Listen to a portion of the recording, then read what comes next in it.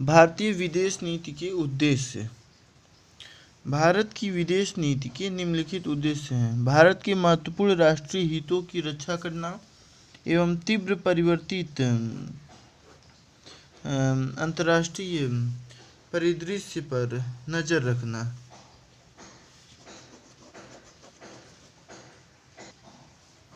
जिससे कि अंतर्राष्ट्रीय समुदाय के साथ कदम से कदम मिलाकर चला जाए। नीति निर्णयन की स्वायत्तता को बनाए रखना और अस्थायी समृद्ध एवं सुरक्षा वैश्विक मानदंडों की स्थापना में अहम भूमिका निभाना। आतंकवाद के खिलाफ वैश्विक अभियान को सहयोग और समर्थन देना।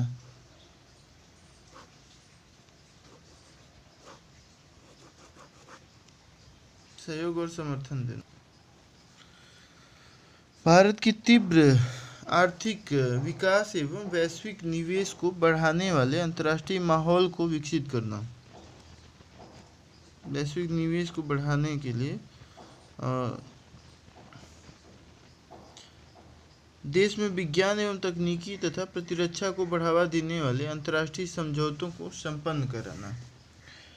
P5 के समूहों के देशों के साथ घनिष्ठता से कार्य करना। विश्व की महाशक्तियाँ अर्थात अमेरिका, यूरोपीय समुदाय, जापान, रूस और चीन आदि परस्पर लाभकारी सहयोग के आधार पर पड़ोसी देशों के साथ संबंधों को बढ़ाना तथा उन्हें सुदृढ़ करना तथा एक दूसरे को सहयोग पहुंचाने की भावना से कार्य करना। दक्षिण एशियाई क्षेत्रीय सहयोग संगठन की सुदृढ़ता एवं अस्थायित्व के लिए कार्य करना तथा इस क्षेत्र के देशों के आर्थिक हितों को प्रोत्साहित करना। सीमा पार आतंकवाद को समाप्त करने का प्रयास करना तथा पाकिस्तान में कार्यरत आतंकवादी ढांचे को समाप्त करना।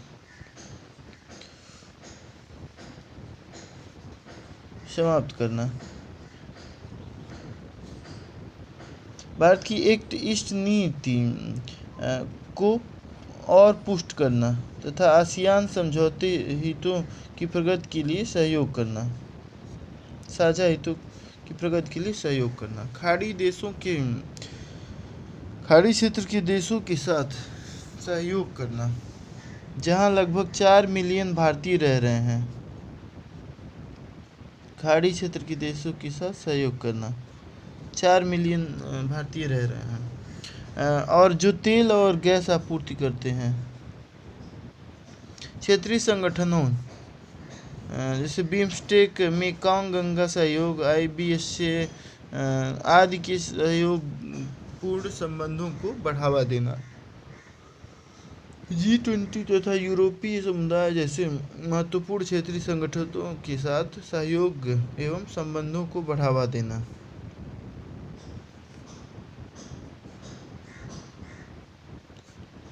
संयुक्त राज्य परिषद में सुधार और पुनर्गठन तथा वैश्विक व्यवस्था में बहुध्रुवीय कल्पना करना।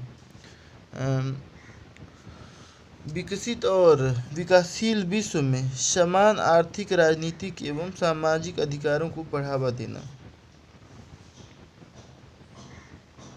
वैश्विक नाभिकीय निशस्त्रीकरण के लिए प्रयास करना। भारतीय डायस्पोरा के साथ निकटता से सतत आधार पर अन्योन्य क्रिया ताकि भारत के साथ इनके संबंधों को मजबूती प्रदान की जा सके। भारत का गुजराल सिद्धांत भारत की विदेश नीति का एक मील का पत्थर है।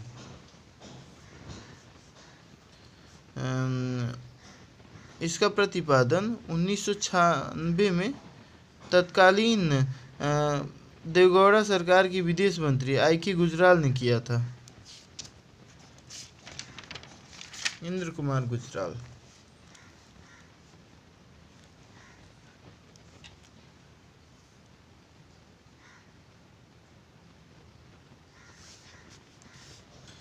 यह सिद्धांत इस बात की वकालत करता है कि भारत दक्षिण एशिया में सबसे बड़ा देश होने के नाते अपने छोटे पड़ोसियों को एक तरफा रियायतें दे।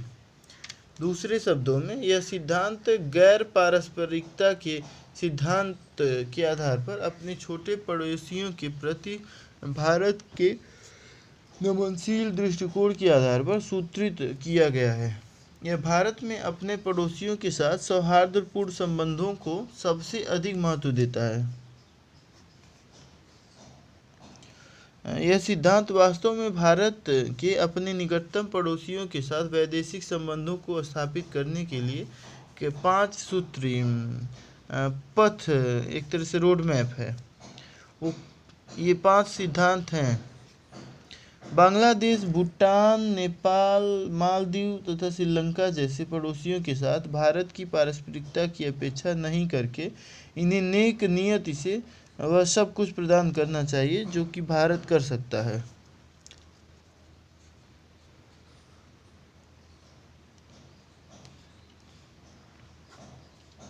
किसी भी दक्षिण एशियाई देश को क्षेत्र के किसी अन्य देश में हितों के खिलाफ अपनी भूमि का उपयोग नहीं करने देना चाहिए।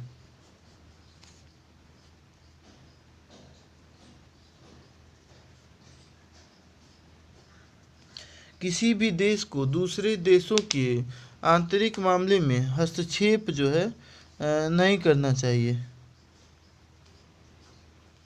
सभी लोग दक्षिण एशियाई देशों को एक दूसरे की क्षेत्रीय शांति द्विपक्षीय वार्ताओं के माध्यम से हल करना चाहिए। सभी दक्षिण देशों को अपने विवाद शांतिपूर्ण द्विपक्षीय वार्ताओं के माध्यम से हल करना चाहिए।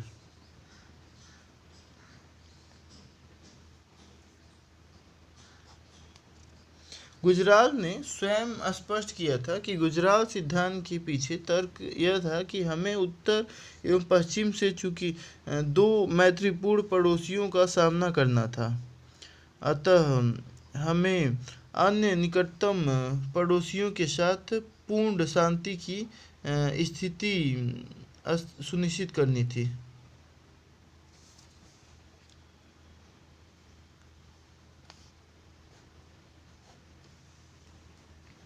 भारत का परमाणु सिद्धांत। भारत 2003 में अपना परमाणु सिद्धांत अंगीकार किया। इस सिद्धांत की प्रमुख विशेषताएं हैं: विश्वसनीय न्यूनतम प्रतिरोधक का निर्माण एवं अनुरक्षण। न्यूनतम प्रतिरोधक का निर्माण एवं अनुरक्षण। पहले उपयोग नहीं। मुद्रा पारवारिक अस्त्र का उपयोग तभी किया जाएगा जब भारतीय भूभाग पर अथवा भारतीय सुरक्षा बलों पर कहीं भी परमाणविक आक्रमण हुआ। पहले हमले का परमाणविक प्रत्युत्तर अत्यंत सघन होगा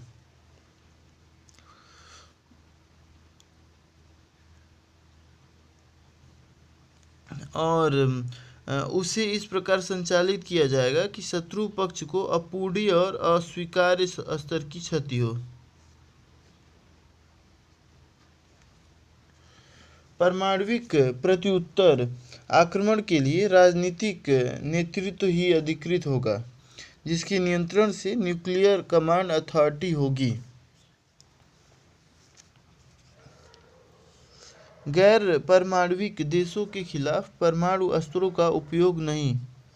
तथापि भारत के खिलाफ बड़े हमले तथा भारतीय सुरक्षा बलों के खिलाफ कहीं भी हमले में यदि जैविक अथवा रासायनिक अस्त्रों का उपयोग किया जाता है तो भारत के पास परमाणु अस्त्रों से प्रत्युत्तर देने का विकल्प उपलब्ध है।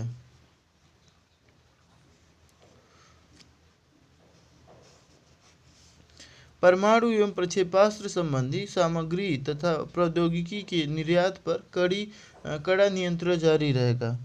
Missile material cut off treaty negotiation में सहभागिता तथा परमाणु परीक्षणों पर रोक जारी रहेगा। परमाणु मुक्त विश्व के लक्ष्य के प्रति प्रतिबद्धता जारी रहेगी और इसके लिए विश्व स्तरीय सत्यापन योग्य तथा भेदभाव मुक्त परमाणु निशस्त्रीकरण के विचार को आगे बढ़ाया जाएगा। न्यूक्लियर कमांड अथॉरिटी के अंतर्गत एक राजनीतिक परिषद तथा एक कार्यकारी परिषद होती है। राजनीतिक परिषद के अध्यक्ष प्रधानमंत्री होते हैं।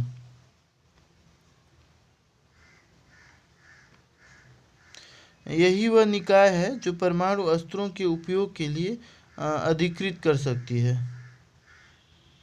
कार्यकारी परिषद के अध्यक्ष राष्ट्रीय सुरक्षा सलाहकार होते हैं। यह न्यूक्लियर कमांड अथॉरिटी को निर्णय लेने के लिए जरूरी सूचनाएं प्रदान करते हैं तथा राजनीतिक परिषद द्वारा किए गए निर्देशों को कार्यान्वयन करती है। सुरक्षा के लिए मंत्रिमंडलीय समिति में भारत के परमाणु सिद्धांत के कार्यान्वयन संबंधी प्रगति की समीक्षा की। इस समिति ने वर्तमान आदेशात्मक एवं नियंत्रणकारी संरचनाओं, तत्परता का स्तर, प्रत्याक्रमण के लिए रणनीति निर्माण तथा सावधानी और लक्ष्य के विभिन्न चरणों के लिए संचालन प्रक्रिया आदि की समीक्षा की। समिति ने कुल तैयारी की स्थिति पर संतोष व्यक्त किया। समिति ने रणनीति बलों के प्रशासन एवं प्रबंधन के लिए सर्वोच्च कमांडर यानी कमांडर इन चीफ रणनीति बल कमान की नियुक्ति की स्वीकृति की। इस समिति ने जवाबी परमाणु आक्रमण के लिए कमान की वैकल्पिक कड़ियों की व्यवस्था की भी समीक्षा की और अपनी स्वीकृति दी।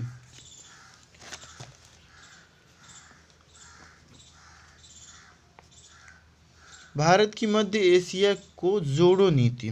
भारत ने मध्य एशिया को जोड़ो नीति की शुरुआत 2012 में की। इस नीति का उद्देश्य मध्य एशिया के देशों के साथ भारत के संबंधों का विस्तार तथा सुदृढ़ीकरण है। इन देशों में शामिल है कजाकिस्तान, किर्गिस्तान, तजाकिस्तान, तुर्कमेनिस्तान और उज्बेकिस्तान। भारत की मध्य एशिया जोड़ो नीति वह दृष्टिकोण पर आधारित है और इसके राजनीतिक, रणनीतिक, आर्थिक एवं सांस्कृतिक संबंध शामिल हैं। इसकी विशेषताएं निम्नवत हैं। भारत उच्च स्तरीय यात्राओं के आदान प्रदान के माध्यम से मजबूत राजनीतिक संबंध बनाने की कोशिश जारी रखेगा। भारतीय नेता द्विपक्षीय एवं बहुपक्षीय मंचों पर नज़दीकी संवाद व अंतर्क्रिया जारी रखेंगे। भारत सामरिक एवं सुरक्षा सहयोग को सुदृढ़ करेगा।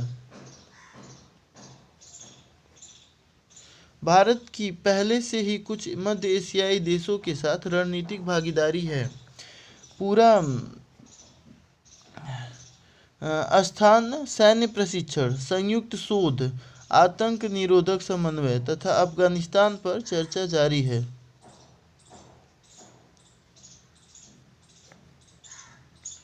भारत मध्य एशियाई साझेदारों के साथ बहुपार्श्विक वार्ताएं पहले से विद्यमान मंचों जैसे SCO, Eurasian economic community EEC तथा कस्टम यूनियन जैसे समुद्र संयुक्त प्रयासों से उत्पन्न सिनर्जी का इस्तेमाल कर आगे बढ़ाना जारी रखेगा। भारत ने व्यापक आर्थिक सहयोग समझौते का प्रस्ताव किया है कि अपने बाजार को यूरेशिया के साथ जोड़ने के लिए भारत मध्य एशिया को ऊर्जा तथा प्राकृतिक संसाधनों के लिए दीर्घकालीन साझेदार के रूप में देखता है। मध्य एशिया में बड़ी जोत की कृषि योग्य जन्मभूमि है और भारत के लिए वहाँ अधिक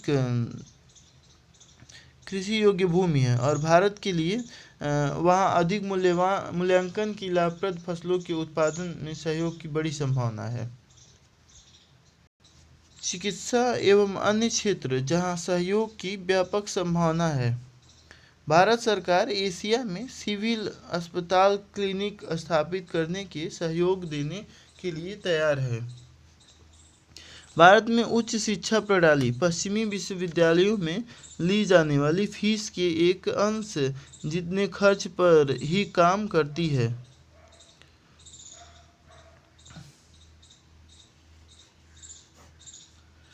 इसे देखते हुए भारत विश्व में सेंट्रल एशियन यूनिवर्सिटी स्थापित करना चाहता है, जिससे कि आईटी, प्रबंधन, दर्शन तथा भाषा आदि विषयों में विश्व स्तरीय शिक्षा का प्रबंध किया जा सके। भारत सेंट्रल एशिया ई नेटवर्क, जिसका केंद्र भारत में होने स्थापित आने के लिए कार्य कर रहा है। सेंट्रल एशियाई ई नेटवर्क स्थापित करना का काम कर रहा है, ताकि सभी 5 मध्य एशियाई देशों टेली एजुकेशन तथा टेली मेडिसिन संपर्कता स्थापित की जा सके। भारतीय कंपनियां विनिर्माण क्षेत्र में अपनी क्षमता को प्रदर्शित कर सकती हैं और प्रतियोगी देशों पर विश्व स्तरीय संरचनाओं का निर्माण कर सकती हैं। मध्य एशियाई देश विशेष रूप से कजाकिस्तान के पास लौह अयस्क तथा कोयला के असीमित भंडार हैं, साथ ही विपुल मात्रा में सस्ती बिजली है। भारत अनेक मध्यम आकार के स्टील रोलिंग मिल आदि की स्थापना विशिष्ट उत्पादों की अपनी ज़रूरत के अनुसार भी कर सकता है। जहाँ तक भू संपर्क की बात है, तो भारत में अंतर्राष्ट्रीय उत्तर दक्षिण परिवहन गलियारा के लिए प्रयास पुनः शुरू कर दिए हैं। ज़रूरत है कि जल्द से जल्द इस गलियारे की छूटी हुई घड़ियों को जोड़ने पाटने के तरीकों पर सार्थक चर्चा हो।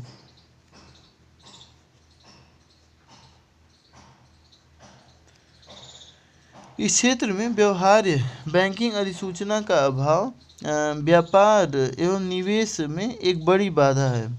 भारतीय बैंक यहाँ अनुकूल नीतिगत वातावरण देखकर अपनी उपस्थिति और कहाँ तक विस्तारित कर सकते हैं। भारत और मध्य एशियाई देश वायु संपर्कता बढ़ाने के लिए मिलजुल कर काम कर सकते हैं। भारत आउटबाउंड ट्रैवलर्स के लिए सबसे बड़े बाजार में से है। 2011 में लगभग 21 बिलियन $। अनेक देशों में भारत ने अपने पर्यटन केंद्र खोले। मध्य एशिया के देश छुट्टियों का पसंदीदा गंतव्य बन सकते हैं। भारतीय फिल्म उद्योग के लिए भी जो सुंदर विदेशी लोकेशन की खोज में रहता है।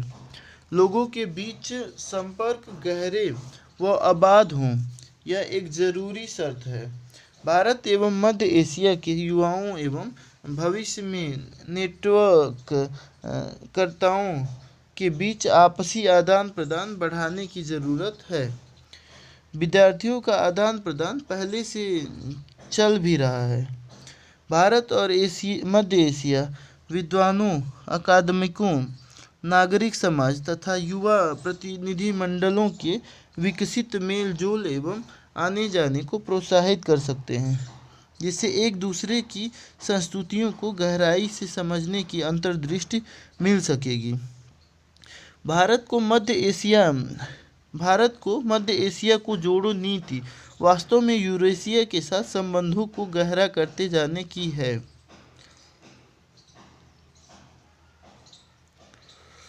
साथ ही जहां पाकिस्तान तथा रूस के साथ पारंपरिक रिश्तों की पहचान भी इसमें शामिल है। भारत को उम्मीद है कि इसकी अनेक मंचों पर उपस्थिति एवं सदस्यता से इस क्षेत्र में संबंधों के नवीकरण को मजबूती मिलेगी।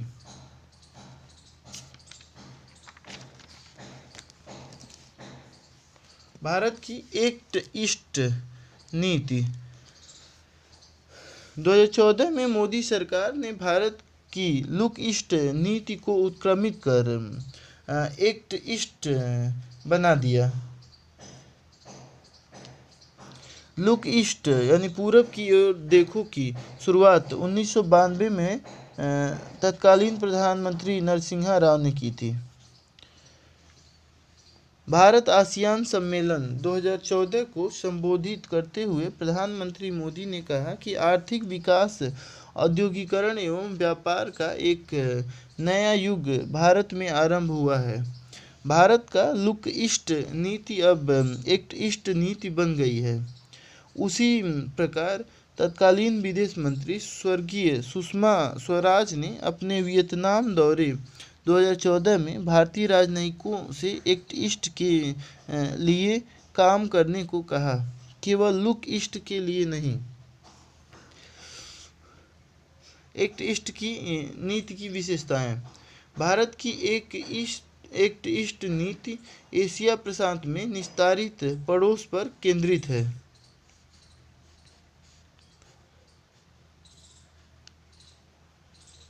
एक आर्थिक पद्धति के रूप में स्वीकार की गई नीति ने राजनीतिक, सामरिक तथा सांस्कृतिक आयाम ग्रहण कर लिए हैं, जिसमें संवाद एवं सहयोग के लिए संस्थागत प्रक्रिया की स्थापना भी शामिल है।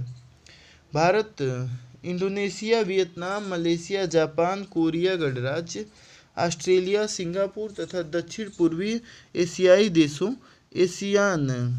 आसियान के साथ अपने संबंधों के ऊपर उठकर उत्प्रभित कर सामरिक साझेदारी के स्तर पर ले गया। भारत ने एशिया प्रशांत क्षेत्र के देशों के साथ नज़दीकी संबंध बनाए हैं। पुनः आसियान रीजनल फोरम तथा east Asia summit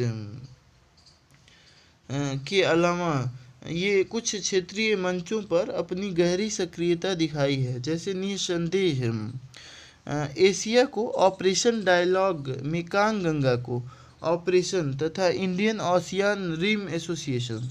act east नीति ने हमारी घरेलू कार्यसूची में भारत आसियान सहयोग को प्राथमिकता दी है, खासकर अधिरचना, निर्माण, व्यापार, कौशल, नगरीय नवीकरण, smart cities, make in India तथा अन्य नवीन योजनाओं के संदर्भ में संपर्कता परियोजनाओं, अंतरिक्ष सहयोग, S&T तथा नागरिक संपर्क, क्षेत्रीय एकता एवं स्मृति के लिए स्प्रिंग बोर्ड का कार्य करता है। एक्ट ईस्ट नीति का उद्देश्य आर्थिक सहयोग, सांस्कृतिक संबंध के साथ एशिया प्रशांत क्षेत्रों के देशों के साथ सामरिक संबंध बढ़ाना है। इसके लिए द्विपक्षीय, क्षेत्रीय तथा बहुपार्श्विक स्तरों पर सतत आबंधों की जरूरत है और इसका उपयोग अपने उत्तर पूर्व के राज्यों जैसे अरुणाचल प्रदेश का अन्य पड़ोसी देशों के साथ संपर्क बढ़ाना है। हमारी एक्ट ईस्ट नीति में उत्तर पूर्व को प्राथमिकता दी गई है। यह नीति उत्तर पूर्वी भारत, अरुणाचल प्रदेश का आसियान क्षेत्र के साथ एक अंतरापृष्ठ निर्मित करती है। द्विपक्षीय एवं क्षेत्रीय स्तर पर अनेक योजनाओं में उत्तर पूर्व की आसियान देशों के साथ युद्ध संपर्कता शामिल है, जो व्यापार, संस्कृति, नागरिक संपर्क तथा भौतिक अधिसंरचना, सड़क, हवाई अड्डा, दूरसंचार, बिजली आदि से संभव हो सकेगा।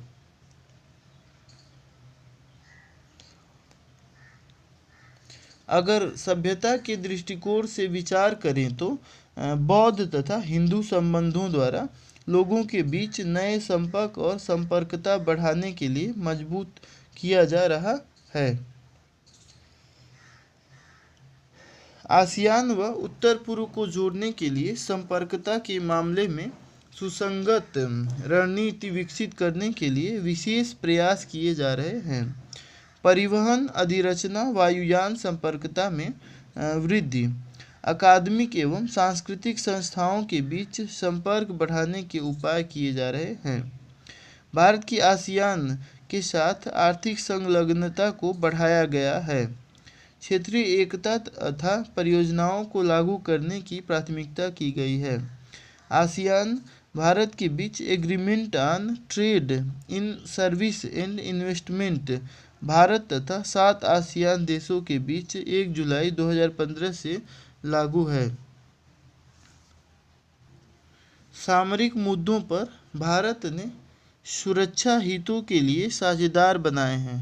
द्विपक्षीय एवं बहुपक्षीय फॉर्मेट में आतंकवाद विरोध, शांति एवं स्थिरता तथा अंतर्राष्ट्रीय परंपराओं एवं नियमों पर आधारित समुद्री सुरक्षा के संवर्धन के लिए नज़दीकी सहयोग स्थापित किया जा रहा है।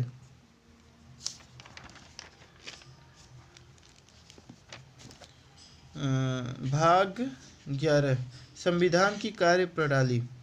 इसमें एक ही टॉपिक है, संविधान की कार्यप्रणाली की समीक्षा करने के लिए राष्ट्रीय आयोग।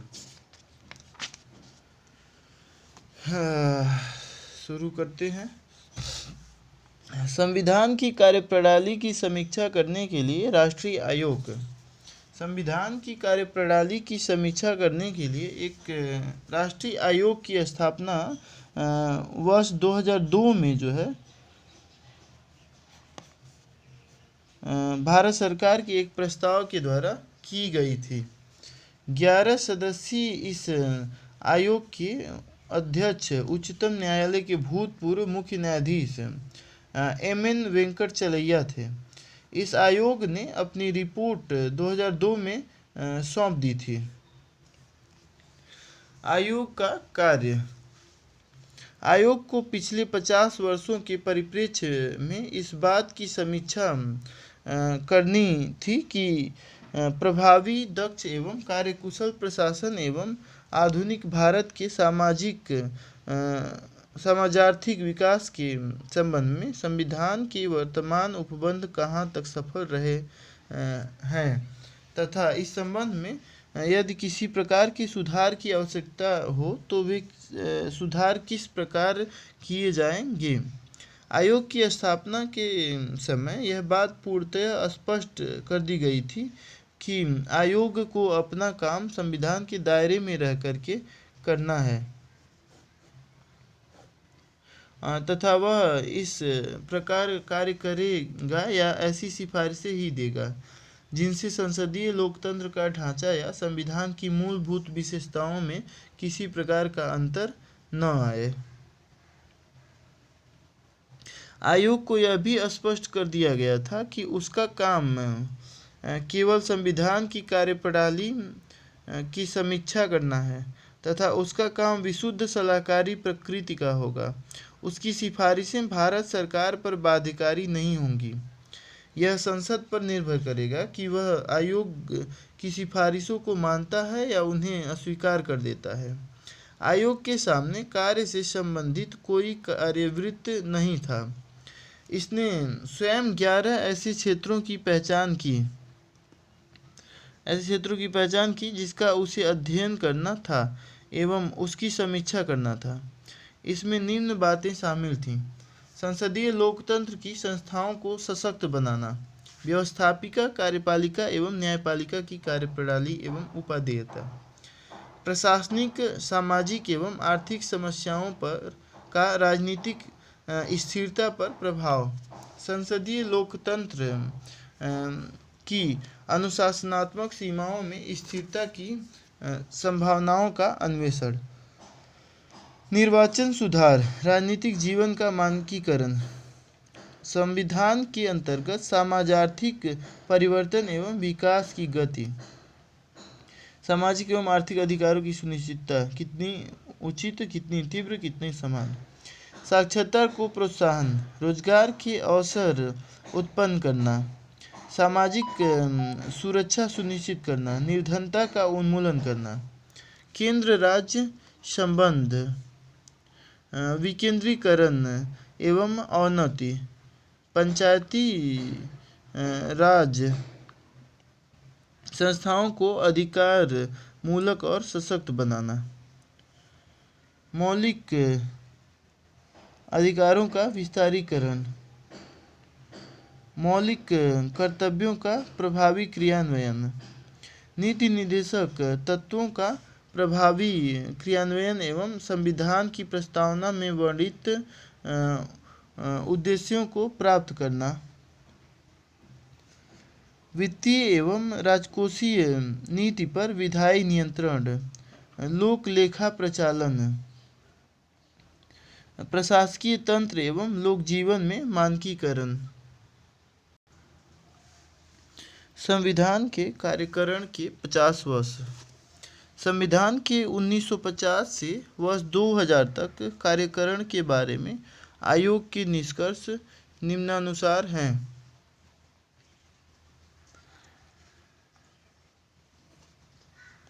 स्वतंत्रता के 50 वर्षों के उपरांत हमारी उपलब्धियां एवं असफलताएं क्या रही हैं? लोकतंत्र के तीनों स्तंभों न्यायपालिका, कार्यपालिका एवं विधायिका ने सामाजिक क्रांति लाने में किस प्रकार की भूमिका का निर्वहन किया है? क्या देश के संस्थापकों ने देश में सामाजिक आर्थिक समानता का जो सपना देखा था वह पूरा हो सका है? यदि हाँ, तो इसके शेष कार्य क्या हैं?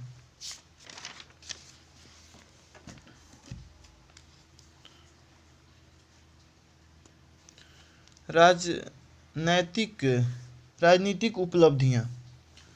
भारत का लोकतांत्रिक आधार संघीय राजनीति के आधार पर कार्य करते हुए स्थिर है। 73वें एवं 74वें संविधान संशोधनों से लोकतांत्रिक आधार को और विस्तृतता प्राप्त हुई है। विकेंद्रीकरण की दिशा में अत्यधिक प्रयास किए गए हैं।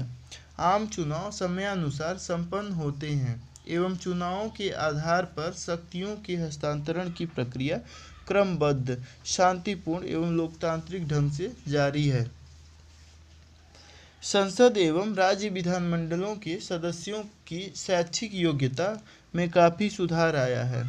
संसद एवं राज्य विधानमंडल समाज के गठन की दिशा में ज़्यादा प्रतिनिधित्व मूलक बने हैं। राजनीतिक क्षेत्र में पिछड़े वर्ग के नेताओं ने नई उपलब्धियां एवं नए आयाम स्थापित किए हैं।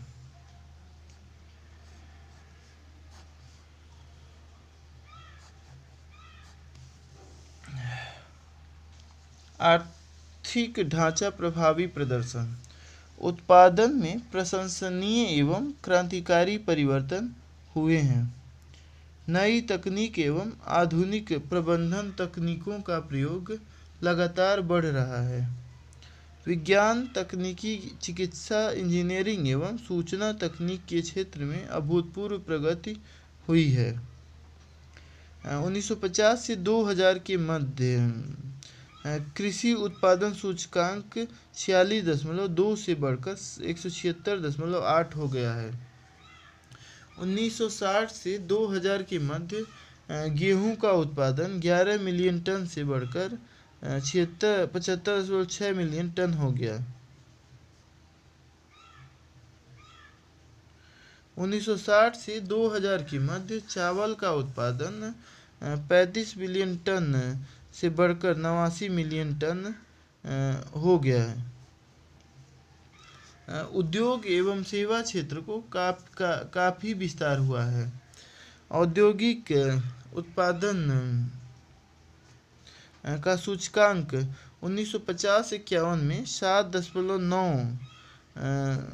से बढ़कर 99 से 2000 के बीच में 154.7 हो गया है।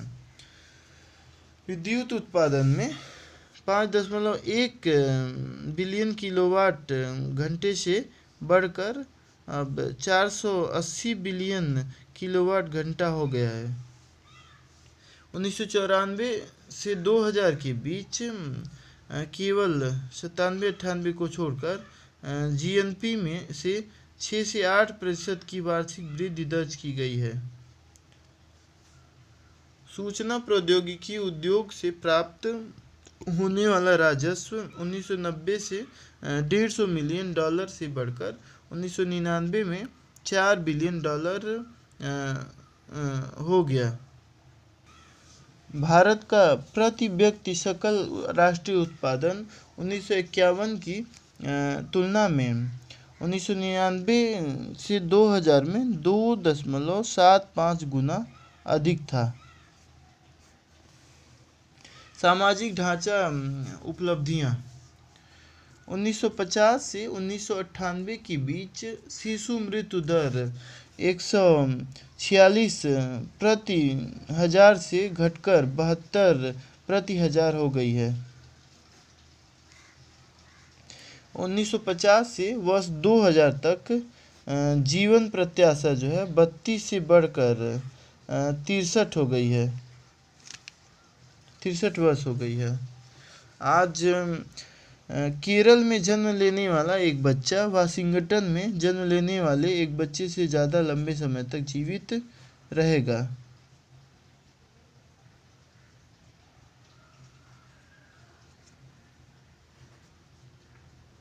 केरल में महिलाओं की जीवन प्रत्याशा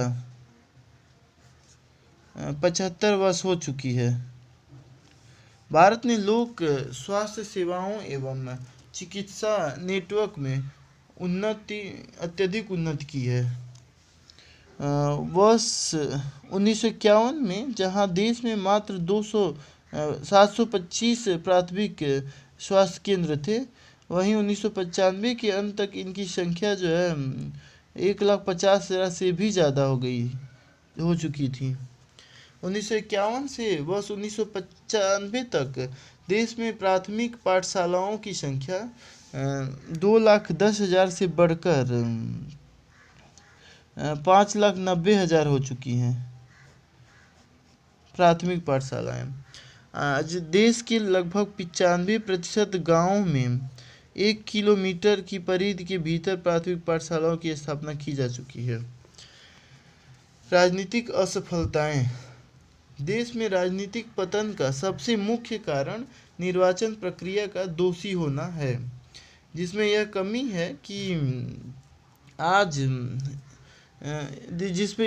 है कि वह आज भी अपराधियों, असामाजिक तत्वों एवं अवांछित लोगों को निर्वाचन में भाग लेने से रोकने में विफल रही है। ऐसे लोग राजनीति में भाग लेकर उसे दूषित करते हैं, निर्वाचन एवं संसदीय व्यवस्था को क्षति पहुंचाते हैं। यद्यपि लोकतांत्रिक परंपराएं स्थिरता प्राप्ति कर रही हैं, तथापि लोकतंत्र को पूर्ण रूपेण सफल नहीं कहा जा सकता है। भारत के अनेकत्व और विविधता को इसकी लोकतांत्रिक संस्थानों द्वारा प्रदर्शित नहीं किया गया है। जैसे सार्वजनिक मामलों में नीति निर्णय में महिलाओं की सक्रिय भागीदारी, इन प्रक्रियाओं में आज भी जो है महिला पुरुष अनुपात में काफ़ी जो है असमानता है। निर्वाचन आयोजित करने में अत्यधिक व्यय एवं उसमें व्याप्त भ्रष्टाचार राष्ट्र के विकास में एक बड़ी बाधा है।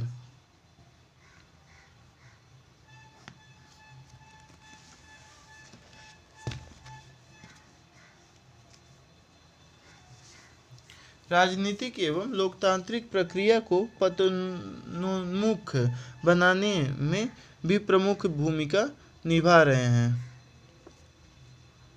राजनीतिक दलों में आपराधिक तत्वों की पर्याप्त घुसपैठ एवं प्रभाव है।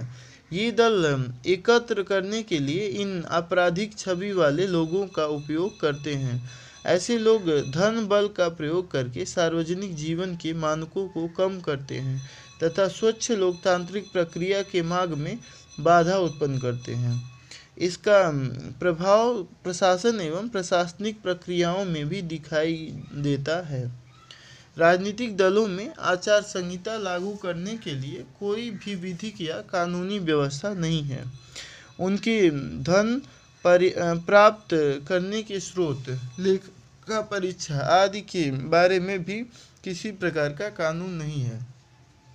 देश के सभी राष्ट्रीय राजनीतिक दल समान राष्ट्रीय उद्देश्यों के संबंध में भी एकमत नहीं है। राजनीतिक दलों का एकमात्र उद्देश्य सत्ता प्राप्ति रह गया है तथा देश के विकास की चिंता किसी को भी नहीं है। ये राजनीतिक दल सत्ता प्राप्ति के लिए किसी भी प्रकार के हथकंडों को अपनाने से नहीं चूकते हैं।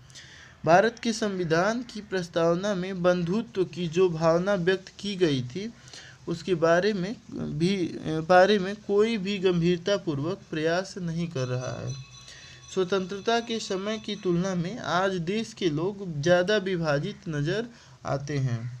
राजनीतिक वातावरण का अपराधीकरण हुआ है तथा शोषण की प्रवृत्ति बढ़ती जा रही है।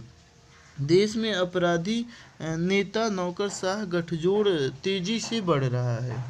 विश्वास का संकट है, नेतृत्व का संकट है।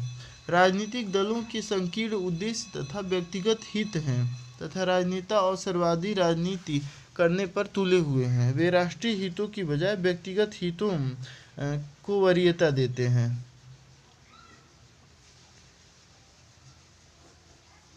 आर्थिक असफलताएं।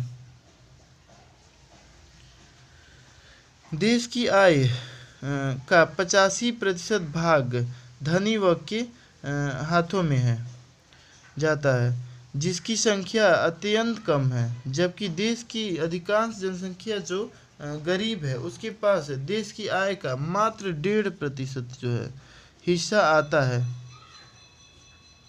ऊपर से दूसरे, तीसरे और चौथे क्रम के पास क्रमशः आय का 8%, 35% और 2% हिस्सा है। 260 मिलियन से अधिक लोग गरीबी के रेखा के नीचे जीवन यापन कर रहे हैं। सामाजिक असफलताएं। 1998 में प्रति 1 लाख जन्म पर माताओं की मृत्यु दर 407 थी। यह दर पश्चिमी देशों में पाई जाने वाली दर से 100 गुना से भी अधिक है। 5 वर्ष से कम आयु के 53%, लगभग 60 मिलियन बच्चे कुपोषण का शिकार हैं। यह उप सहारा क्षेत्र के अफ्रीकी देशों से भी 2 गुना अधिक है। जन्म के समय औसत भार से कम भार वाले बच्चों की संख्या 33% है। चीन में यह मात्रा 9% है। दक्षिण कोरिया में 6%, थाईलैंड और इंडोनेशिया में 8% है। भारत ने 1978 में अलमाटा घोषणा पत्र हस्ताक्षर किए थे, जिसमें वर्ष 2000 तक सभी के लिए स्वास्थ्य का लक्ष्य निर्धारित किया था। सभी के लिए स्वास्थ्य का लक्ष्य निर्धारित किया गया था। 12 से 13 महीने की आयु के मात्र 43% बच्चे हैं। 43% बच्चे ही पूर्ण टीकाकरण कार्यक्रम से लाभान्वित होते हैं। इनमें से शहरी क्षेत्रों के बच्चों का प्रतिशत 61 एवं ग्रामीण क्षेत्र के बच्चों का प्रतिशत मात्र 37 है। यह बिहार में 11% एवं राजस्थान में मात्र 17% है। शहरी क्षेत्रों के बच्चों का प्रतिशत 61 है, ग्रामीण क्षेत्रों के बच्चों का प्रतिशत 37 है। बिहार में 11% है और राजस्थान में 17% है। प्रति व्यक्ति दैनिक खाद्यान्न उपभोग 1950 के 400 ग्राम से थोड़ा बढ़कर 2000 में 440 ग्राम हो गया है। खाद्यान्न उपभोग पिछले 50 वर्षों में प्रति व्यक्ति दैनिक दालों के उपभोग में काफ़ी गिरावट आई है। सामाजिक क्रांति का वादा अभी भी दूर की कौड़ी प्रतीत होता है। देश में 270 मिलियन अनुसूचित जाति एवं अनुसूचित जनजाति की जनसंख्या है। उनके उत्थान एवं विकास संबंधी कार्यक्रमों का गंभीरतापूर्वक लागू नहीं किया गया है। देश में 14 वर्ष से कम आयु के बच्चों की संख्या 380 मिलियन है। इसमें लगभग 100 मिलियन दलित बच्चे हैं। इन्हें समाज की मुख्य धारा में लाने के कोई प्रयास नहीं किए गए हैं। उत्तरी राज्यों में जनसंख्या नियंत्रण संबंधी उपाय सफल नहीं रहे हैं। उत्तर प्रदेश की जन्म दर को देखने से यह ज्ञात होता है कि यह राज्य आज भी केरल से लगभग 1 शताब्दी पीछे चल रहा है। प्रशासनिक असफलताएं। प्रशासन में भ्रष्टाचार, अक्षमता एवं जिम्मेदारी के अभाव से देश में न केवल छद्म कानूनी ढांचा तैयार कर लिया गया है, अपितु समानांतर अर्थव्यवस्था एवं यहाँ तक कि समानांतर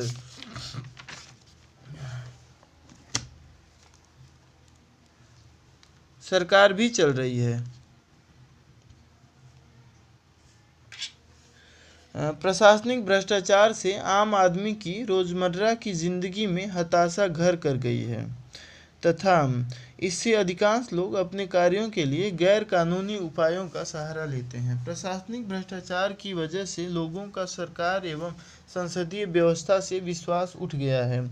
देश में जिम्मेदारी का भावना कम होती जा रही है। भ्रष्टाचार गहराई से अपनी जड़ें जमा चुका है। लोगों के हितों पर कुठाराघात हो रहा है। संविधान के अनुच्छेद 311 के अंतर्गत सेवाओं के संरक्षण का उल्लंघन हो रहा है। बेईमान अधिकारी लोगों का भला करने की जगह अपनी झोली भरने में लगे हुए हैं। लैंगिक समानता एवं न्याय असफलताएं। जीवन प्रत्याशा में क्षेत्रीय असमानता से यह तथ्य स्पष्ट होता है कि केरल में जन्म लेने वाली महिला मध्य प्रदेश में जन्म लेने वाली महिला से 18 वर्ष अधिक जीवित रहती है। अधिकांश देशों में पुरुषों की तुलना में महिलाओं की जीवन प्रत्याशा लगभग 5 वर्ष अधिक है। इसी प्रकार विश्व के कई देशों में 1000 पुरुषों पर महिलाओं की संख्या 1005 है। जिन देशों में महिलाएं सामाजिक एवं आर्थिक रूप से पिछड़ी हुई हैं, वहां प्रति 1000 पुरुषों पर महिलाओं की संख्या कम है। भारत में प्रति 1000 पुरुषों पर महिलाओं की संख्या मात्र 933 है।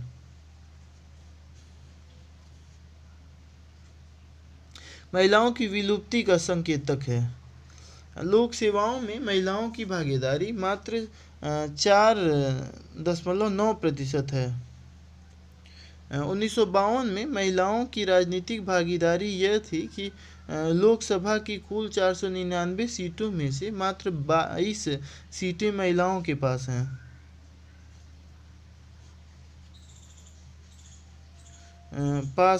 थीं।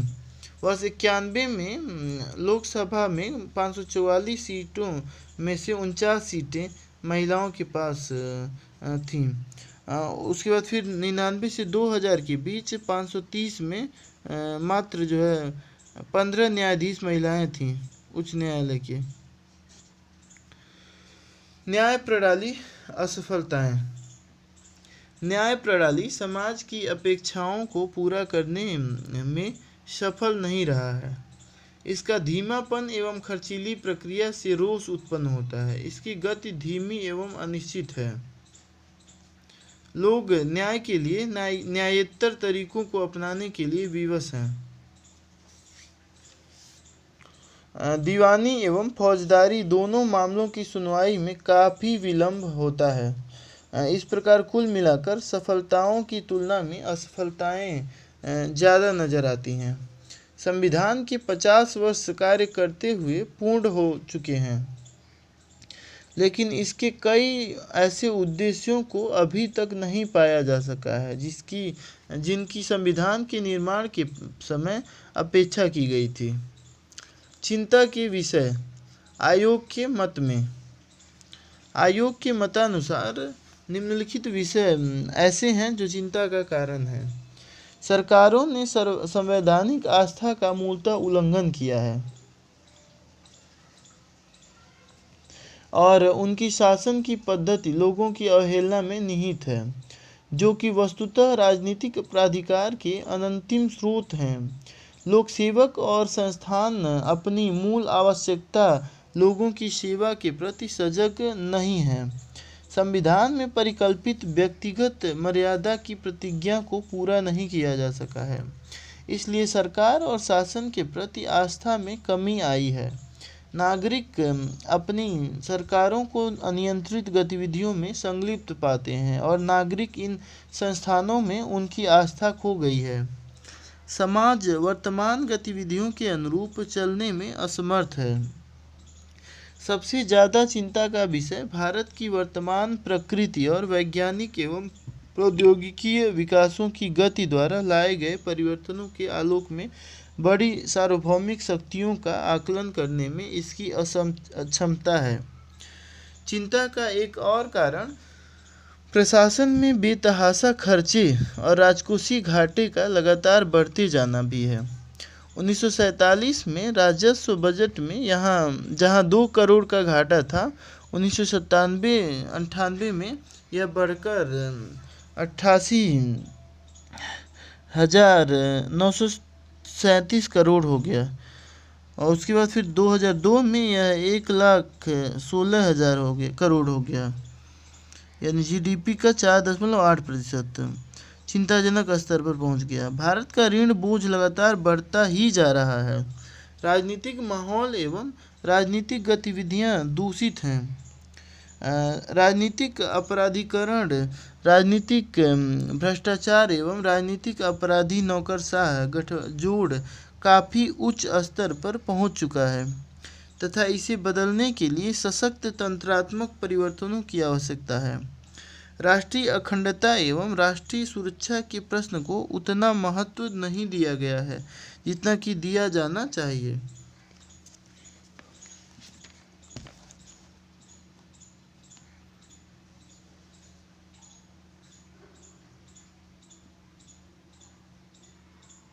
सामाजिक असंतोष को कम करने वाले प्रयास अनुपस्थित हैं। प्राकृतिक आपदाओं एवं आपदा प्रबंधन के संबंध में न ही पर्याप्त जागरूकता लाई जा सकी है और न ही प्रयास किए जा रहे हैं। प्रशासन द्वारा आगामी घटनाओं एवं अन्य बातों का जो अनुमान लगाया जाता है, उस संबंध में देश की प्रशासनिक व्यवस्था पूरी तरह असफल रही है। सरकार के विभिन्न विभागों के बीच समन्वय एवं सहयोग का अभाव पाया जाता है, जिसकी वजह से सरकारी नीतियां एवं कार्यक्रम सफल नहीं हो पाते हैं। सत्ता एवं शक्ति का दुरुपयोग हो रहा है। उत्तरदायित्व निर्धारित करने का कोई सुनिश्चित कार्यक्रम या योजना नहीं है। यद्यपि देश में एक कार्यरत लोकतंत्र के रूप में लोकतंत्र का रिकॉर्ड एवं अनुभव कई अभिकेंद्रीय बलों के बावजूद अच्छा रहा है तथा संविधान के 73वें एवं 74वें संशोधन से इसकी परिचर्चा का दायरा और विस्तृत हुआ है। संविधान संशोधन संसदीय लोकतंत्र का एक संस्थान के रूप में कार्य करना ने कई गंभीर कमियों को उजागर किया है, जिनका यदि समय रहते समाधान नहीं किया गया तो यह लोकतांत्रिक मूल्यों के लिए घातक हो सकता है। देश में निर्वाचन तंत्र का दुरुपयोग किया गया है और निर्वाचन व्यवस्था नीति निर्धारक संस्थाओं में ऐसे लोगों को प्रवेश न करने देने में असफल रही है जो आपराधिक पृष्ठभूमि के हैं। निर्वाचन व्यवस्था की दुर्बलता के कारण संसद एवं राज्य विधानमंडलों में पर्याप्त प्रतिनिधित्व का गुण नहीं दिखाई देता है। 13वीं लोकसभा में कुल मतदाताओं का मात्र 27.9% ही प्रतिनिधित्व रहा। इसी प्रकार उत्तर प्रदेश की विधानसभा में कुल मतदाताओं का मात्र 22.2 ही प्रतिनिधित्व रहा। निर्वाचित सरकारों की अस्थिरता से अवसरवादी राजनीति, एक सिद्धांत विहीन राजनीति को बढ़ावा मिला है। राजनीतिक अस्थायित्व की आर्थिक एवं प्रशासनिक लागत प्रतिकूल ढंग से काफ़ी अधिक है तथा राजनीति पर इसका प्रभाव सही ढंग से परिलक्षित नहीं होता है। देश के संसदीय इतिहास के कुल 54 वर्षों पर नज़र डालें तो ज्ञात होता है कि जहां पहले 40 वर्षों तक केवल 4 प्रधानमंत्रियों ने कार्य किया, उसी तरह 45 वर्षों तक देश में केवल एक ही राजनीतिक दल की सरकार रही। हालांकि 1989 के बाद से देश में अब तक 6 बार लोकसभा के निर्वाचन हो चुके हैं। इस राजनीतिक अस्थिरता की कीमत बहुत बृहदाकारी है। देश की अर्थव्यवस्था की हालत चिंताजनक है। अर्थव्यवस्था धीरे धीरे जाल में फंसती जा रही है। आर्थिक, राजकोषीय और एवं मौद्रिक नीतियां प्रशासनिक अक्षमता एवं भ्रष्टाचार का शिकार हो रही हैं तथा अनुपयोगी खर्चों से समाज में गैर कानूनी तंत्र का विकास हो रहा है। आपराधिक कार्यों एवं बंदूक की नोक पर अब कई कार्य किए जाने लगे हैं। काला धन देश में समानांतर अर्थव्यवस्था चला रहा है तथा कुछ ताकतवर लोग समानांतर सरकार की तरह कार्य करके आर्थिक एवं सामाजिक ढांचे को तबाह करने में लगे हैं। आज हमारी सरकार इन सभी चीज़ों पर अंकुश लगा पाने में स्वयं को असमर्थ पा रही है। इस समय ये सभी प्रवृत्तियां देश को एक विघटन के रूप में ले जा रही है। ग्रामीण जनता का पलायन, बढ़ता शहरीकरण, शहरों में लोगों का बढ़ता हुजूम एवं सामाजिक असंतोष इस तरह बढ़ता जा रहा है कि यदि समय रहते इन पर अंकुश न लगाया गया तो स्थिति काबू से बाहर हो जाएगी। बढ़ती बेरोजगारी भी देश के लिए चिंता का एक बड़ा विषय है। समाज का भविष्य ज्ञान आधारित एवं ज्ञान संचालित होता जा रहा है। शिक्षा की गुणवत्ता एवं उच्च शोध के क्षेत्रों में त्वरित सुधार की आवश्यकता है। देश की शिक्षा व्यवस्था किताबी ज्ञान पर आधारित है, इसमें नएपन का अभाव है। देश में न्याय के प्रशासन की व्यवस्था चिंता का एक क्षेत्र है। अन्य क्षेत्र है न्याय प्रशासन। आपराधिक न्याय प्रणाली लगभग पंगु बन चुकी है। जांच पड़ताल एवं अभियोग के क्षेत्र में कई सुधार किए जाने की आवश्यकता है। न्याय मिलने में देरी एवं याचिकाओं की उच्च लागत लोकोक्ति बन गई है। संवेदनशील मामलों में पीड़ित संरक्षण और साक्षियों के संरक्षण के मामले में संस्थागत व्यवस्थाओं की आवश्यकता है। अधिवक्ताओं, न्यायाधीशों एवं न्यायिक अधिकारियों की भर्ती एवं प्रशिक्षण प्रणाली में सुधार किया जाना चाहिए और न्यायिक प्रशासकों पर तत्काल ध्यान देने की आवश्यकता है। न्यायालय से परे मध्यस्थ द्वारा न्याय प्राप्त करने के विभिन्न उपायों यथा समझौता, माफी आदि सहित अनुषंगी न्यायिक सेवाओं पर अधिक बल देने की जरूरत है। धार्मिक, सामाजिक और सांस्कृतिक विविधता वाले भारत जैसे देश में सांप्रदायिक और अन्य अंतरसमूह विवादों को केवल कानून और व्यवस्था की समस्या नहीं माना जा सकता। ये सामूहिक रूप में व्यवहारात्मक अव्यवस्था के संकेतक हैं।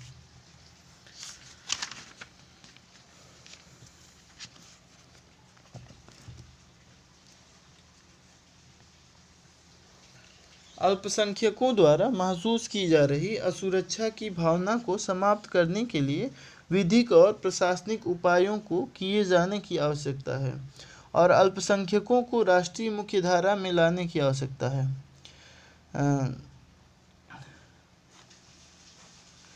सामाजिक ढांचे की दशा में अस्त व्यस्त हो चुकी है।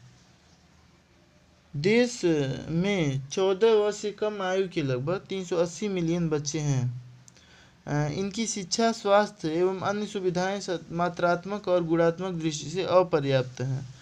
प्राथमिक शिक्षा का 96.4% धन केवल वेतन भत्तों में ही खर्च हो जाता है। सही बात है। शिशु मृत्यु दर, अंधत्व, मातृ मृत्यु दर, माताओं में खून की कमी, बच्चों में कुपोषण एवं बच्चों के लिए पर्याप्त टीकाकरण आदि कई ऐसे महत्वपूर्ण क्षेत्र हैं जहां विभिन्न प्रयासों के बावजूद भी अभी काफ़ी कुछ किया जाना है।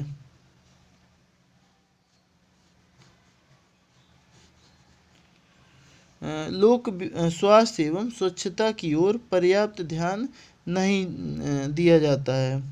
टीबी, मलेरिया, हेपेटाइटिस, एचआईवी आदि जैसी कई संक्रामक बीमारियों में वृद्धि हुई है।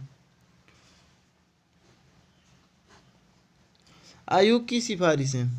आयोग ने कुल 249 सिफारिशें की हैं। इनमें से 58 सिफारिशें संविधान के संशोधन से संबंधित हैं, 46 विधायिका उपायों से तथा 105 सिफारिशें कार्यपालिका कार्यों से प्राप्त की जा सकती हैं। आयोग की विभिन्न सिफारिशों का क्षेत्रवार विवरण इस प्रकार है। मौलिक अधिकारों के बारे में विभेद के प्रतिषेध है। अनुच्छेद 15-16 के अंतर्गत के दायरे में प्रजातीय या सामाजिक उद्भव, राजनीतिक या अन्य विचार, संपत्ति या जन्म को भी शामिल किया जाए। विचार एवं अभिव्यक्ति की स्वतंत्रता, अनुच्छेद 19 के अंतर्गत प्रेस एवं मीडिया की स्वतंत्रता तक विस्तृत किया जाए। इसमें विचारों को व्यक्त करने, लेने एवं इस बारे में सूचनाएं प्राप्त करने का अधिकार भी लोगों को होना चाहिए। मौलिक अधिकारों में निम्न बातों को शामिल किया जाना चाहिए: उत्पीड़न, क्रूरता एवं अमानवीय व्यवहार या दंड के विरुद्ध अधिकार।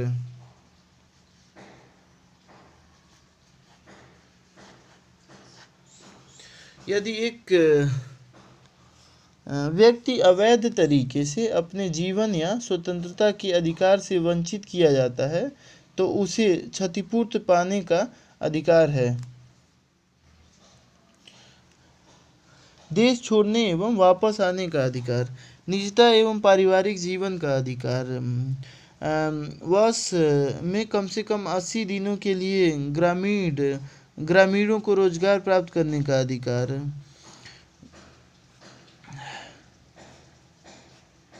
न्यायालय अधिकरण तक पहुंचने एवं त्वरित न्याय पाने का अधिकार, समान निःशुल्क विधिक सहायता पाने का अधिकार, देखभाल, सहायता एवं संरक्षण का अधिकार, शुद्ध पेयजल, प्रदूषण रहित वातावरण, पारिस्थितिकी संरक्षण एवं सतत विकास का अधिकार, शिक्षा के अधिकार अनुच्छेद 21 क के अंतर्गत इस प्रकार से विस्तृत किया जाना चाहिए: प्रत्येक बालक को 14 वर्ष की आयु को प्राप्त करने तक निःशुल्क शिक्षा प्राप्त करने का अधिकार होना चाहिए। लड़कियों तथा अनुसूचित जाति एवं जनजाति के मामले में यह सीमा 18 वर्ष तक होनी चाहिए। निवारक निरोध, अनुच्छेद 22 के अंतर्गत के संबंध में 2 प्रकार के परिवर्तन किए जाने चाहिए। निवारक निरोध की अधिकतम अवधि 6 माह होनी चाहिए। परामर्शी बोर्ड में एक अध्यक्ष तथा 2 अन्य सदस्य होने चाहिए। यह किसी उच्च न्यायालय के कार्यरत न्यायाधीश होने चाहिए। सिखों, जैनों एवं बौद्धों को हिंदुओं से अलग माना जाना चाहिए तथा उनको एक साथ मानने वाले उपबंधों अनुच्छेद 25 के अंतर्गत को समाप्त कर दिया जाना चाहिए। वर्तमान में शब्द हिंदू की व्याख्या करते समय इन सभी को शामिल किया जाता है। 9वीं अनुसूची में वर्णित अधिनियमों और विनियमों के लिए अनुच्छेद 31 ख द्वारा प्रदत्त न्यायिक समीक्षा से संरक्षण को केवल उन क्षेत्रों तक सीमित किया जाना चाहिए जो निम्न से संबंधित हैं: कृषि सुधार, आरक्षण, अनुच्छेद 39 की धारा ख या ग के अंतर्गत आने वाले नीति निषेध तत्वों का कार्यान्वयन।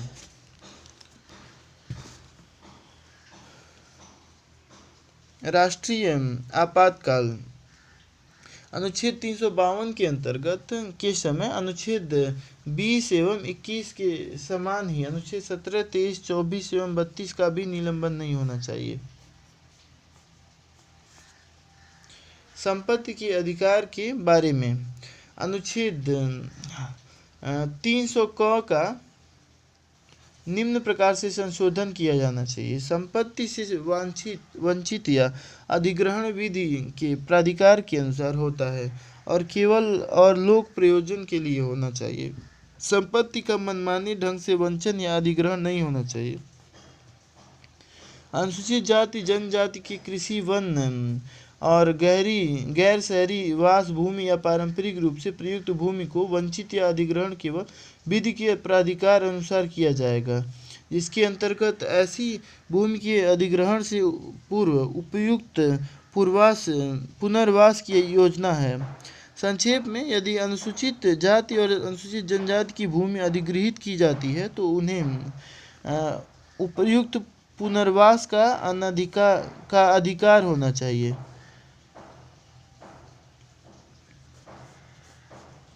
नीति निर्देशक तत्वों के बारे में संविधान के भाग 4 में संशोधन करके उसे राज्य नीति एवं कार्य के निर्देशक तत्व नाम दिया जाना चाहिए। जनसंख्या नियंत्रण के बारे में नया निर्देशक तत्व जोड़ा जाना चाहिए। प्रत्येक 5 वर्ष में एक स्वतंत्र राष्ट्रीय शिक्षा आयोग गठित किया जाना चाहिए। सामाजिक सौहार्द एवं सामाजिक दृढ़ता के लिए एक अंतर आस्था आयोग का गठन किया जाना चाहिए। निर्देशक सिद्धांतों के उचित अनुपालन पर नजर रखने के लिए एक उच्चाधिकार प्राप्त समिति का गठन किया जाना चाहिए। 5 वर्ष में एक बार रोजगार के व्यापक अवसरों की खोज करने वाले एक आयोग का गठन किया जाना चाहिए। राष्ट्रीय सांख्यिकी आयोग की रिपोर्ट में अंतर्विष्ट सिफारिशों को लागू किया जाना चाहिए। मौलिक कर्तव्यों के बारे में मौलिक कर्तव्यों को लोकप्रिय एवं प्रभावी बनाने के लिए उन उपायों एवं साधनों को अपनाया जाना चाहिए जिनसे इन उद्देश्यों की पूर्ति की जा सके।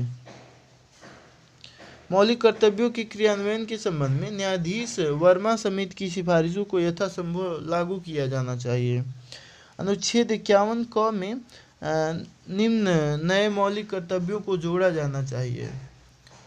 मत देने का कर्तव्य एवं प्रशासनिक लोकतांत्रिक प्रक्रिया कर अदायगी के बारे में सक्रिय रूप से भागीदारी निभाने का कर्तव्य। बच्चों को पारिवारिक मूल्यों से परिचित कराने एवं उन्हें शैक्षिक, शारीरिक एवं नैतिक शिक्षा देने का कर्तव्य। औद्योगिक प्रतिष्ठान को अपने कर्मचारियों के बच्चों के लिए शिक्षा की व्यवस्था करने का कर्तव्य। संसद एवं राज्य विधानमंडलों के बारे में सांसदों एवं विधेयकों के विशेषाधिकारों को परिभाषित और विसीमित किया जाना चाहिए ताकि संसद और राज्य विधानमंडलों का निष्पक्ष और स्वतंत्र कार्यकरण सुनिश्चित किया जा सके। अनुच्छेद 105 को यह स्पष्ट करने के लिए संशोधित किया जाना चाहिए कि संसदीय विशेषाधिकारों के अंतर्गत सदस्यों को प्राप्त उन्मुक्तियों में उनके द्वारा सभा या अन्यथा में अपने कर्तव्यों के निर्वहन के संबंध में किए गए भ्रष्ट कृत्यों को सम्मिलित नहीं किया जाएगा। इसके अतिरिक्त कोई भी न्यायालय अध्यक्ष सभापति की स्वीकृति के बिना किसी सदस्य द्वारा की गई कार्यवाही से उत्पन्न किसी अपराध को संज्ञान में नहीं लेगा। राज्य विधानमंडल के सदस्यों के बारे में अनुच्छेद 194 को भी इसी प्रकार संशोधित किया जाना चाहिए। किसी व्यक्ति को राज्यसभा का चुनाव लड़ने के लिए यह योग्यता होनी चाहिए कि वह जिस राज्य से चुनाव लड़ रहा है उसे उसी राज्य का निवासी होना चाहिए। यह राज्यसभा की संघीय प्रवृत्ति को बनाए रखने के लिए आवश्यक है।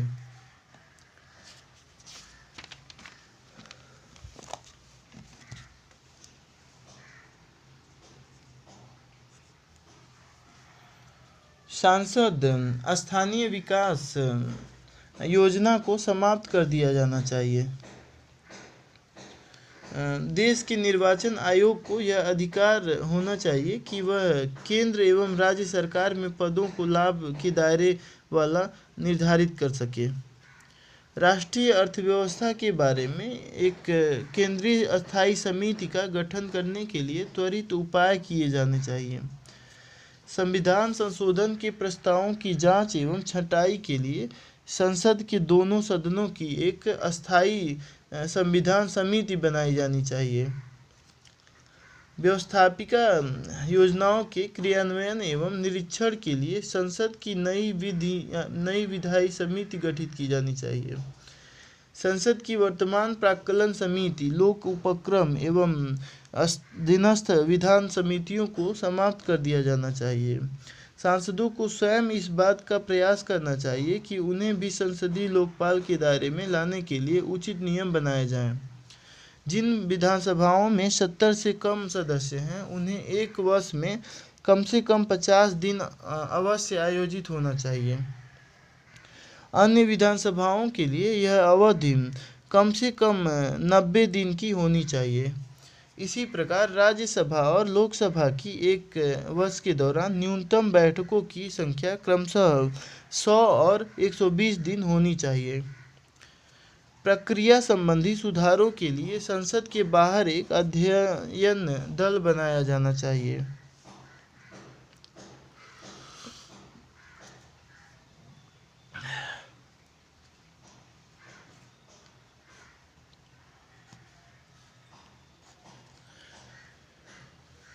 कार्यपालिका एवं प्रशासन के बारे में संसद में किसी भी दल को पूर्ण बहुमत न मिलने की स्थिति में लोकसभा सदन के नेता का चुनाव कर सकती है। बाद में उसे राष्ट्रपति द्वारा प्रधानमंत्री नियुक्त किया जा सकता है। ठीक इसी प्रकार की प्रक्रिया राज्यों में भी अपनाई जा सकती है। एक प्रधानमंत्री के विरुद्ध अविश्वास प्रस्ताव के समय एक वैकल्पिक नेता के लिए भी मतदान होना चाहिए। इसे अविश्वास के लिए रचनात्मक मत व्यवस्था कहा जाता है। जब सरकार के विरुद्ध अविश्वास प्रस्ताव लाया जाता है तो इसके लिए सदन के कुल सदस्यों में से कम 20% सदस्यों को इसका नोटिस दिया जाना चाहिए। मंत्रिपरिषद के विशाल आकार को विधि द्वारा सीमित किया जाना चाहिए। किसी भी राज्य या केंद्र सरकार में मंत्रियों की कुल संख्या सदन की कुल संख्या का 10% तक सीमित कर दिया जाना चाहिए। विभिन्न प्रकार के अनावश्यक मंत्रालयों, विभागों का गठन तथा उनके लिए लोगों को नियुक्त कर मंत्रियों के सामने दर्जा देने एवं उन्हें मंत्रियों का समान वेतन, भत्ते आदि देने की प्रथा को हतोत्साहित करना चाहिए। इनकी संख्या निचले सदन की कुल संख्या का मात्र 2% होना चाहिए। संविधान के द्वारा लोकपाल की नियुक्ति करनी चाहिए और प्रधानमंत्री को इसके क्षेत्राधिकार से बाहर रखना चाहिए और राज्यों में लोकायुक्त का गठन किया जाना चाहिए। संयुक्त सचिव से ऊपर के स्तर पर सरकारी पदों पर पार्श्व भर्ती की अनुमति दी जानी चाहिए। अनुच्छेद 311 का संशोधन कर यह सुनिश्चित करना चाहिए कि ईमानदार सरकारी सेवक को संरक्षण मिले एवं भ्रष्ट सरकारी सेवकों को दंडित किया जाए। कार्मिक नीतियों के प्रश्न, जिसमें भर्ती, पदोन्नति, स्थानांतरण एवं फास्ट ट्रैक एडवांसमेंट आदि शामिल है, का संचालन एवं प्रबंधन का एक स्वायत्त लोक सेवा बोर्ड के द्वारा किया जाना चाहिए। सरकारी सेवकों एवं अधिकारियों को अपना पद संभालने से पूर्व संविधान के प्रति निष्ठा के साथ ही अच्छा प्रशासन देने की शपथ लेनी चाहिए। सूचना के अधिकार की गारंटी होनी चाहिए तथा गोपनीयता की शपथ के स्थान पर पारदर्शिता की शपथ दिलाई जानी चाहिए। लोकहित अनावरण अधिनियम, जिसे व्हिसल ब्लोअर अधिनियम के नाम से जाना जाता है को भ्रष्टाचार को प्रशासन के विरोध में उपयोग में लाना चाहिए। भ्रष्ट सरकारी सेवकों सहित गैर सरकारी सेवकों द्वारा बेनामी संपत्ति को रोकना चाहिए तथा इसके लिए उचित कानून बनाना चाहिए।